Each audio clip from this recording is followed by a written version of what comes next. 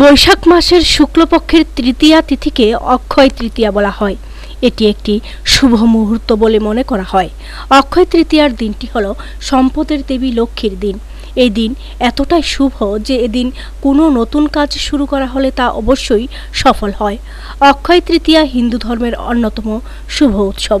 এবার অক্ষয় তৃতীয়ার উৎসব পালিত হচ্ছে 10ই মে শুক্রবার। খোয়াই সুভাষ পার্ক রামঠাকুর সেবা মন্দিরের অক্ষয় তৃতীয়া উৎসব আয়োজিত হয় প্রতি বছরের মতো এবছরও। ব্যাপক ভক্তবৃন্দের সমাগমের মধ্য দিয়ে সুভাষ পার্ক রামঠাকুর সেবা মন্দিরে অনুষ্ঠিত হচ্ছে অক্ষয় তৃতীয়া উৎসব।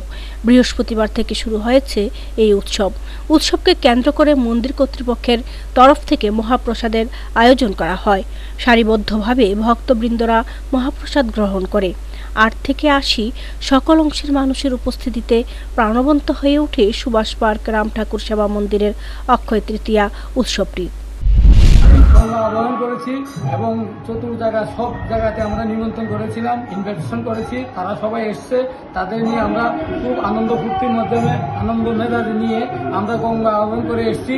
সারা সুভাষ পার্ক আমরা প্রদক্ষিণ করেছি। তার পিছনে আমরা এসে মন্দিরে প্রদেশে সত্যনারায়ণ করেছি। করার পরে আমরা সবাইকে নিয়ে একসঙ্গে আনন্দ মন্দির মেজাজে আমরা প্রসাদ বিতরণ করেছি এবং সব গুরুব্রাতা ভগ্নীগণ সবাই মিলে খুবই আনন্দিত। তারপরে আমরা 2 দিন যাবৎ কীর্তন অনুষ্ঠান চলছে। এর মধ্যে আমরা কীর্তন চলছে। আজকে এখানে আমাদের মন্দির প্রদক্ষিণ করেছি, গোমাতাকে আমরা প্রসাদ বিতরণ করেছি। তারপরে আমরা জনসাধারণকে নিয়ে এয়ারপোর্ট ময়দানে আমরা এখন প্রসাদ বিতরণ করব।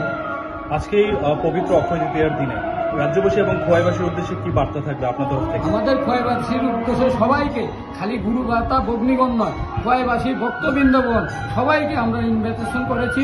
সবাই আমাদের নিমন্ত্রিত, সবাই আমাদের কাছে এসছে। সবাইকে নিয়ে আনন্দ মুক্তির মেজাজে আমরা একসঙ্গে বসে প্রসাদ বিতরণ করব। সবাই মিলে আমরা প্রসাদ খাব। খোয়াই থেকে শুভঙ্করদের প্রতিবেদন, দুরন্ত টিভি।